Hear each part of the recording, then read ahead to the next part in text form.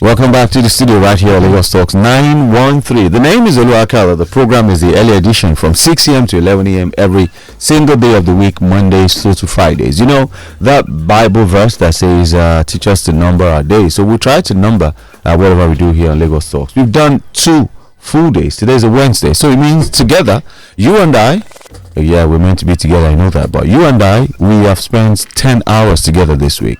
If we add the first 1 hour, 30 minutes we spent today, that's 11 and a half hours together. And we celebrate you for that, for all this time, this period you spent with us, and for taking in the information we share. Now we're going into money matters. And you know, money, everyday money matters has taken a bit of a twist. It's, you know, we've removed subsidy from everyday money matters, so we're addressing it today.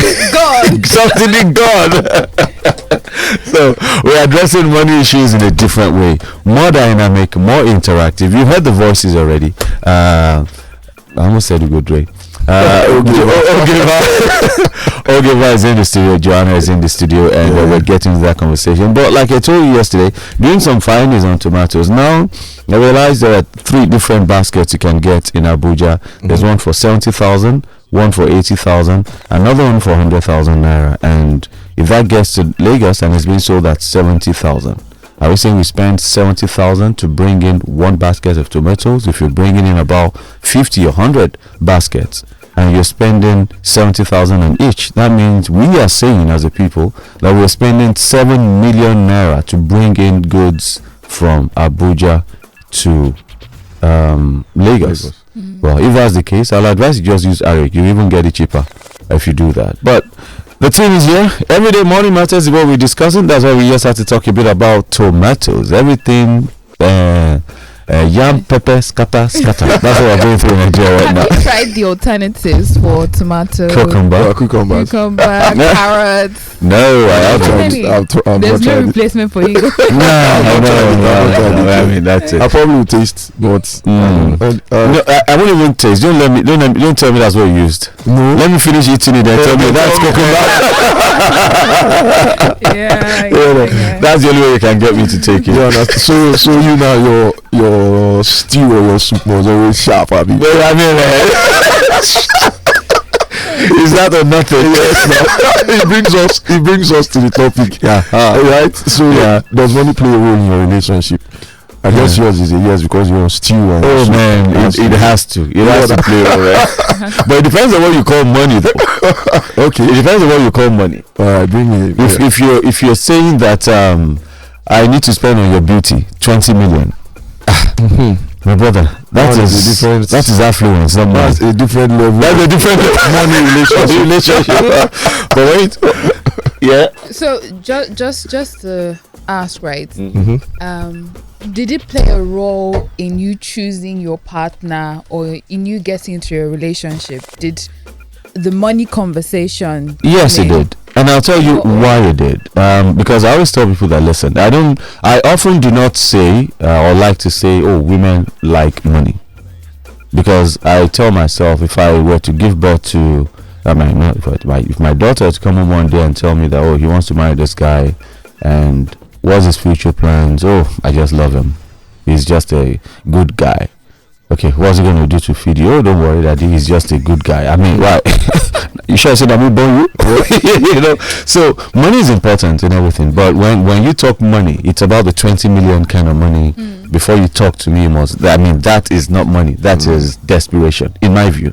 So, but I mean, as a man getting a wife, you don't want a wife that will be a burden, that will not be able to hold up herself, not be able to even advise on certain financial issues. So yes, money, you must have that ability to financial literate. You must have the ability to turn things around to make money, whether it's a handiwork or education, formal education in university. You must have a profession. Yeah, it's important. It is important for me because you just pray you are lying. You both of you are lying, because if one is a spender and the other one is a saver, compatibility. One will save for the other to spend. So what if the spender is spending more than what you're saving? You are there to check that. But it will always bring conflicts then. So imagine having being in a relationship, let's not narrow it down to marriage, right? In a relationship for like, let's say 3-4 years, and within that whole period, all you've been doing is shouting on, let me not say shouting, always cautioning your partner, stop spending, and the spending habit keeps on increasing. You get tired now, it gets annoying sometimes. It's not just stop spending. I mean, that's also the place of financial literacy, but I also believe that there's that need for a balance between the two. If the two people are super Savers. I mean, at least there's money chilling somewhere now. No, just saving for the rainy days. One day just cause it to rain by force. But you know what? Interestingly, I mean, an average lady will always tell you money plays a role. But here is Joanna just asking questions. I think she's one of a kind. Yeah. She doesn't appear like money. She's plays part of the role, exception. she's part of the exception. Don't be fooled. Don't be fooled. Money. Davido said it well, obviously, right? I thought of that just now. That's so lovely. I thought of it just now. Right? And who doesn't want to maximize the sweetness in their relationship? So money definitely does play a role. I also feel our culture plays a role in, our orientation when it comes to finances of the partners in the relationship and how a woman chooses a partner. Culturally, right, men are, don't feel the pressure. I know you guys are we're used to it. Men are the providers. They're expected to be more financially stable. And, for some women, one of the things when they're getting into a relationship or, marriage is financial security. Money. No, come on, let me package it very well. Why are you so blunt? Let's package it well. Financial security. Although, obviously, with time and, women having more access to education and jobs, there's that balance. But is there really a balance? It exists. So we're getting to the point where people want to be a power couple, right? Both. You know why I asked if there really is a balance, because it seems we've plateaued on that and now we're declining. I think our culture is almost gone. Yeah, because when we're younger, you started seeing people say, okay, I want my wife to work, the husband works and they contribute. But now, if you look at, and I know, okay, I'm not very active on social, so they can't really attack me. Those in the 20s right now, you see a lot of ladies. I'm not saying all or majority listeners. I'm not saying a lot or I'm not saying majority. I'm saying a lot of ladies who put money first, who feel like they push that agenda of like, I'm depending on you to take care of me. Yeah. So imagine the effect on the guy. Exactly. Because I mean, you have let me use the word influencers right these days. You understand? Just as the title comes, influencers influencing younger girls, telling girls that you can't be with anybody if he doesn't have 20 million naira in his bank account. Many of us will say you have to pay 20 million naira for my beauty. Do you understand? No love, no money. Do you understand? Pay my bills. Do you understand? So I mean, we understand the fact that yes, I mean, as a guy, you should always want to take care of your partner, and always be there for her and everything. But it brings a question now, with the demands that come with it these days, is it a must? You must have money now to be in a relationship, right? That's my own question. Relationship is expensive. Relationships are expensive. Expensive, Abby? Yes. What makes them expensive? The woman. They don't come from me, just a joke. No, I mean, it's a huge part of the conversation, right? Yeah. And just to dial back to it, I know I did say that we are reaching some sort of equilibrium, right? We know that it's also actually a bit more challenging for women with the pay gap and all of that. I'm going to share a scenario, right? There was a job that I was interviewing for, and I was having that conversation with the HR on remuneration. And obviously I was going for something higher. And his argument was, oh, you're a fine girl now, you're supposed to have somebody taking care of you, so I shouldn't depend on yourself. So you should be looking to why work. am I looking for so much money, right? I should have somebody who's taking care of me. So you can see that happening at the employment level. So you can imagine me having that kind of experience, and somebody's coming to me. A lot of us have that mentality. Take on a part of that, so it's enforced in so many ways. Yeah. Well, you know what? I always like to hear the full story. For a guy to say that maybe it was just it was hitting on you. So how did it end? They didn't all day though. Maybe trying to tell you that don't worry about it, I'll take care of you, That's why I said, nah. I can't. Yeah, boyfriend or husband do the job. Anyway. Yeah, but it does play a role, definitely, in choosing a life partner. And for guys, would you have a problem with your partner perhaps if she earns a little more than I do? Yeah. If she's a lot more financially stable, would that be... No, for me, I won't have any problem. In fact, I'll be happy, to be honest. So at least I know there are a couple of bills that have probably been thrown my way, right? That she'll handle. And kudos to her. I'll be happy for her as long as I'm doing the things I'm supposed to be doing, the things that we responsibilities that we both agreed. Do you understand? I should handle. Which is the norm anyway. You get, so if it's in a man, I'm married, right? And I'm going to be paying the rent, paying the school fees. Solo. That's a conversation you have to have. Yes, so if my wife is earning more than I am, right? Those are the things that at least I will try. Unfortunately, we'll still have the argument. You probably want to move to a more expensive place because you can afford it, and all that.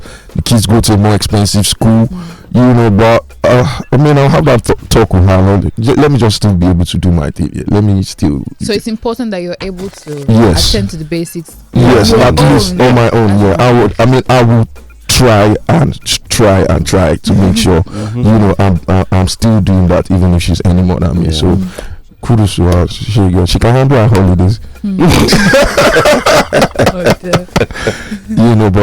But that's the way I see it though. So even if she's any more than I, then it's fine. It's fine. I don't have a problem with it. Okay. As long as I can still do my things. Okay, when you say more financially stable, are you saying she's earning more in that word, or I am just all over the place? Because nobody wants to be all over the place, and that is not a good place for anybody to be. But if it's just about her earning more, definitely there's no big deal for me, because naturally you're supposed to be partners. And even a lot of us rely on the biblical quote about man leading blah blah blah, but I always tell people the man does the leadership role, and leadership entails so many things, not just finance. So if she's earning more than you, like Ogiva said, you can do your own bit. Not that you're sitting there and like, okay, so what are you giving me this month to pay that? In my view, is irresponsible. It's irresponsible. You should be able to say, okay, I earn this. It's like we've heard stories of couples where they work and they need one of them has to resign, maybe because they want to take care of certain things. And if my wife is earning, for example, 1.5 million and I'm earning 500,000, now I think, I know some guys might hate me for it, but I think it would be stupid on my part to ask my wife to resign. If she's a good cooperative person, it would be very silly of me to say, okay, resign. Why would I keep 500? Okay, N15 for the 500 guy. You resign. I'm man enough. I'll resign and you do the bit. Then that will even give you more time. Look for other things to do. Be more creative about your time and your life, and it's not a big deal. Okay, so with that, right? I have a question following up what you said. So that is establishing. Okay, this is an understanding couple, right? So what strategies or effective ways do you feel couples can manage finances together, for money, to avoid money related conflicts? Like how you just mentioned one, right? Do you understand? So I want us to generally share more ideas on how, do you understand, couples can actually manage their money together. to avoid conflicts.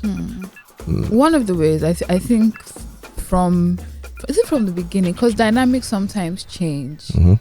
I think couples need to determine whether or not they are going to be splitting checks, or whether the man is going to, or whether it's going to be your money is my money, that my kind of money is my situation. money. Yeah, my money is my money, because obviously in the beginning when the love is still shacking, the man is not going to mind The money for everybody, right?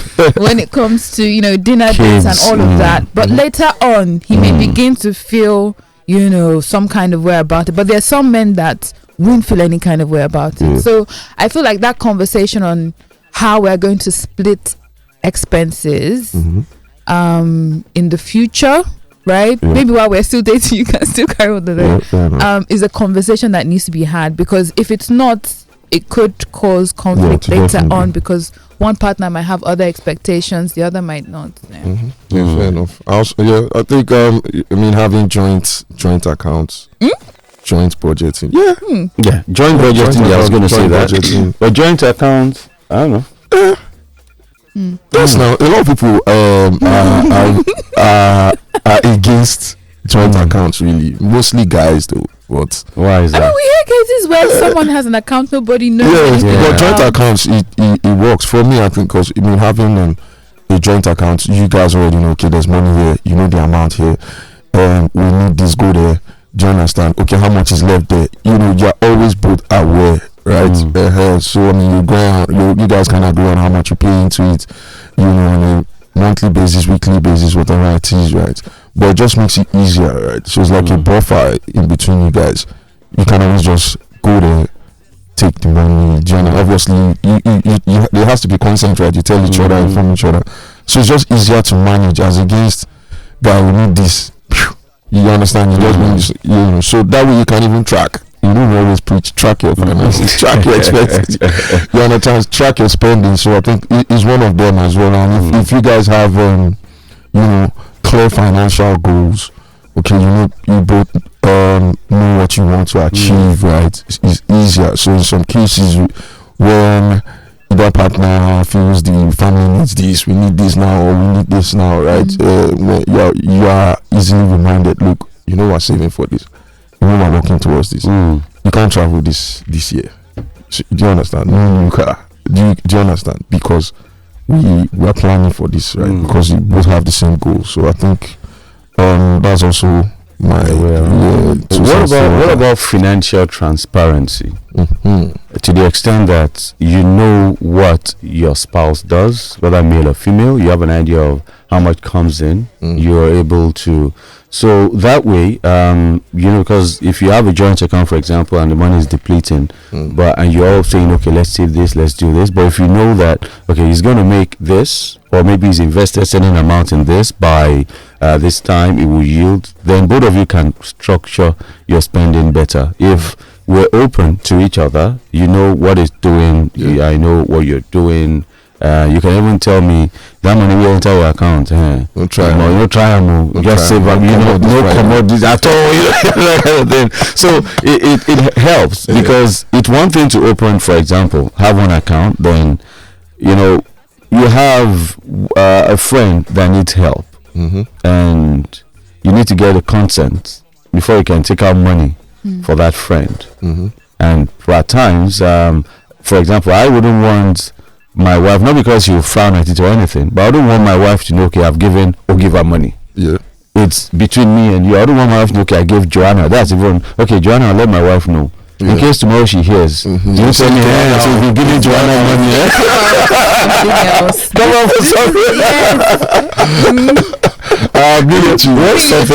What's something else are you looking at? I have a question for you. Okay, for what you just said. So sitting on a group of friends, right? And my own guy married says, never ever let your wife know how much you earn. You understand? I was against him there. So apparently I was somewhat the naive person on that table because I'm not married, right? Okay. So, and I'm like, why?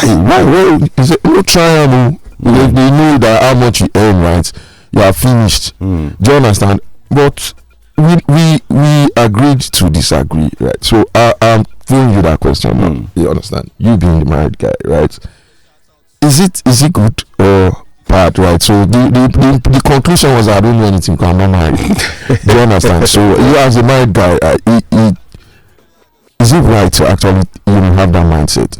Don't let your wife, right? This is the guy now. Don't let your wife know how much you earn. I think that is subjective. I think it has to be treated on case by case basis.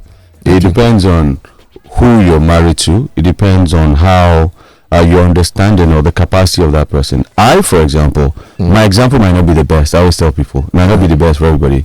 My wife has she doesn't even hold my card alone. She knows the pin to my card, and on no day has my money got missing. So I mean, I'm that free. She knows what I'm doing. If I'm going to, the day I'm going to consult for nairametrics, she will know that, okay, this is what I'm being paid. I'm looking forward to that. Yeah, so so all that. So I don't think there's any one global rule around it. If your wife, you can't trust her. She's the one that likes, she likes this bag and wants to make money. The first thing she thinks of is that bag, not the children's school fees. Then you know that, hey, you need to hide. It doesn't make her a bad person, but it just means that on financial issues, you can't really trust. But there are wives that will even tell you that, and that happens a lot as well. Some men make money, but the wife don't know, and they feel like, you haven't paid school fees, and she goes to take from women that trade, takes from what she's using for trade and gives it to you to pay the school fees. That is unfair. You have money to pay. You have the money. Exactly. So, but you don't want her to know, because you feel, once she sees I've paid school fees now, she's told me ahead. But so it's all based on case by case basis. That's just it. Okay. So Joanna, take notes here. No, it's all a matter of trust. But I also feel women have I've had these conversations, these conversations as well, that there should be an account your husband. Okay, my snitching. There should be an account your husband doesn't know anything about, right? Like a rainy day account. Because sometimes when he knows, or when there's knowledge that, okay, there's money here, there's a way you spend all else, right? But just an account where you may inflate something, keep and put in that account, right? And so when things go kaput, or anything happens, you can fall back on it. Yes, but it's not something he has a knowledge about. Otherwise, it will affect spending in other areas, or the knowledge of it can make things on. They want to do into it. It happens a lot now. Because at times, men were always concerned about the now. Let's get this sorted out. But if he doesn't know you have money somewhere, it might inspire him to go look for money elsewhere. Maybe borrow some money or do some other business or whatever. And then it goes back to the woman. Is she keeping it for herself or keeping it for the rainy day for the family? Because if at the end of the day she sees that it's really, every woman knows her husband. Every good woman knows her husband. That, okay, I know that he's reached the limits. He can't do anything now. And that's where that money suddenly comes out. That, what? Have this. And the husband will appreciate it. Not that you keep it rainy day. I just saw this shoe, that nice one, and it rained on you alone. But there's some partners that, like, I don't want to narrow it down to the guy so obviously I always have the guy's POV, right? But some partners tend to, like you said, your money that's hidden somewhere, right? Some partners tend not to support their partners when they are in some financial difficulties, because the money doesn't exist, right? In quotes, but it actually exists somewhere. Do you understand? So I think transparency is key, really. Even if your spouse or partner doesn't know how much, I think you should let him or her, right, because there's no space have an idea that, okay, there's still I have your back, right? He doesn't need to know the balance. Doesn't need to know. He should just know that, okay, let's off. No, but he pointed it out, right? When there's a crisis, his first instinct may not be to, look, how can I solve this? right? Because he knows there's that account. He may have, amazing creative ways to resolve or find money, and it could lead to something bigger. We'll pay you back now. We give him even food for out. These things are known. If you remember, when we were younger, you would always hear our fathers say, they call their wives magicians. They're giving them some money, and how she does it, I don't know. So at the back of their mind, they know that she has a way of saving balancing up money somewhere, balancing, and they know she's not, back then a lot of women were not working, they know she's not getting any extra from somewhere, anywhere, but they know that there's a way she does it. So even when the daughter is getting married, they're like, manage money like your mother. So they understand that there's something out there that the woman can always fall back on, and but I don't know, it's just natural. Don't worry, when you get married, I had a problem. I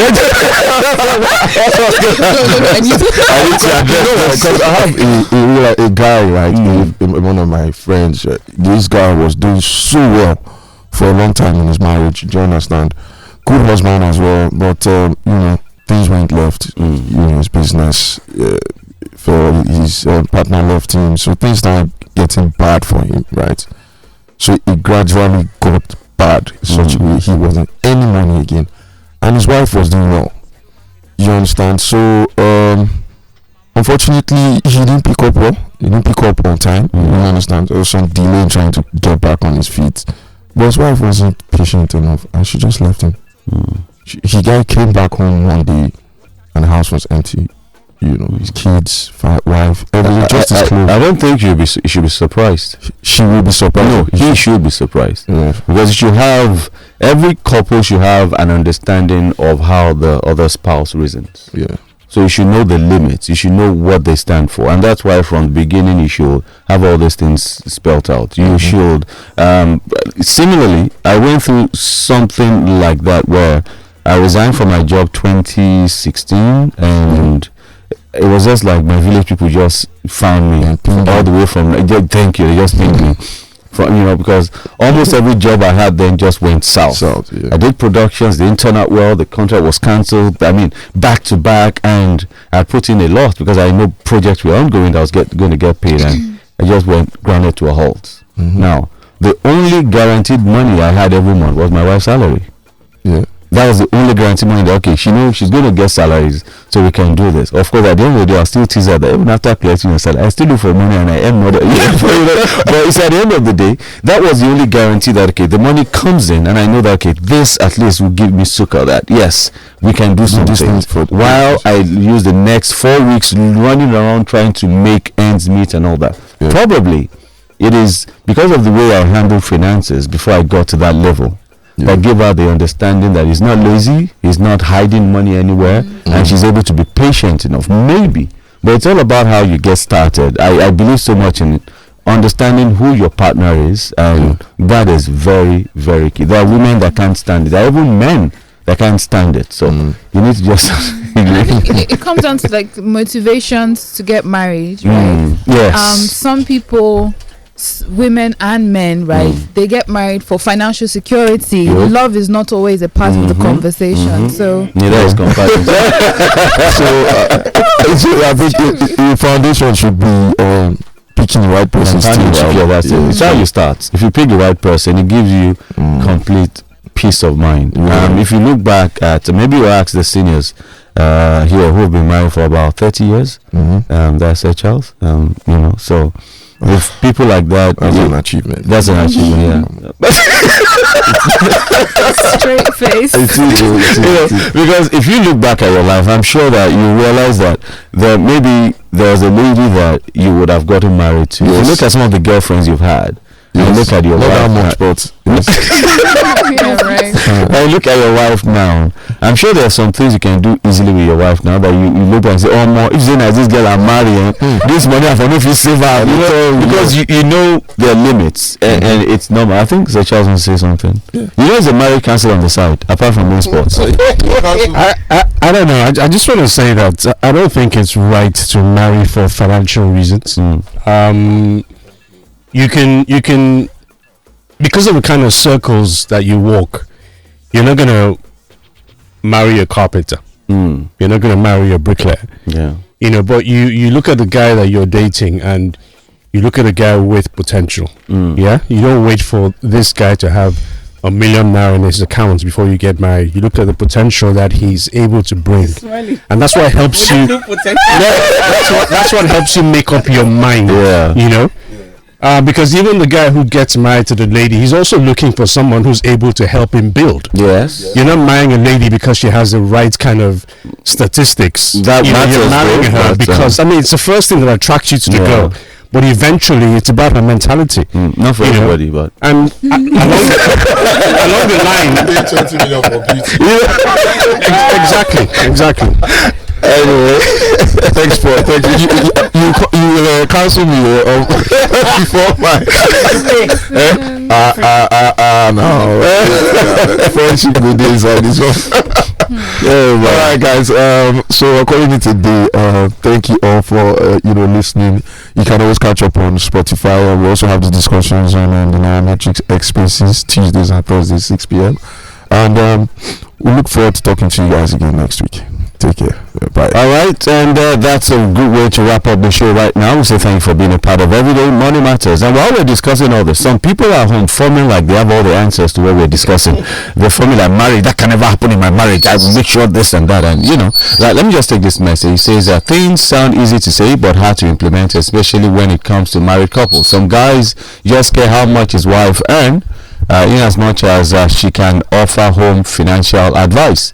Apples and oranges. How did you know the eagle was in the studio? Anyway, let's wrap it all up. I have absolutely no comment. No comment.